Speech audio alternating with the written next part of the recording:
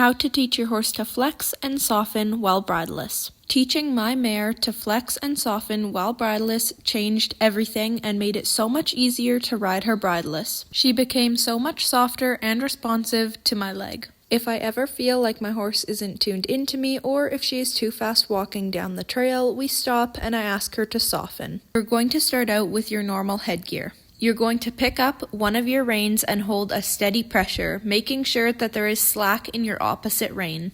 As soon as your horse gives, even if it's just an inch, you're going to want to release the pressure and praise them. Over time, your horse should become soft and responsive. Be sure to practice equally on both sides.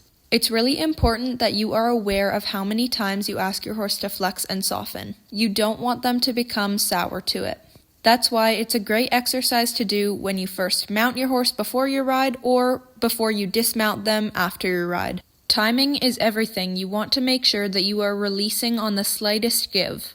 Once you feel like your horse respects your rein pressure and can give to your rein pressure, you are going to start adding your leg. You can see in this clip here that I pick up on my left rein and at the same time I add a little bit of left leg pressure and release as soon as she gives. At first, your horse might be a little bit confused and they might try walking off because they feel leg pressure.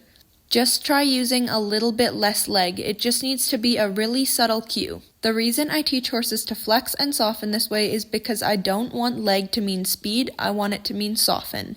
Over time, the goal is for your horse to flex and soften more off of your leg than your rein. You should be using your rein as little as possible and mostly relying on your leg. Once you feel confident and your horse has a good understanding of what you're asking, it's time to take off the bridle. You can use your neck rope if you want and just help to guide your horse. Remember that once you take the bridle off, it's a whole new concept for your horse, so make sure that you are releasing and rewarding on the slightest tries. I will sometimes use food rewards in my training, but definitely not with this because I want my horse to soften off of my leg, not turn their head for a cookie. I pretend that I am holding a rein and I use my hand just to draw in her head with my energy. As you can see here, I put my leg on while I bring my hand around and I wait for her to bring her head in and soften. I'm not looking for an immediate response, however, I am looking for a soft response. You can see here that she was a little bit stuck and not responding fully, so I just add a little bit more pressure by giving a little wiggle with my heel. She definitely didn't respond as softly as I would have wanted, but there is always room for improvement.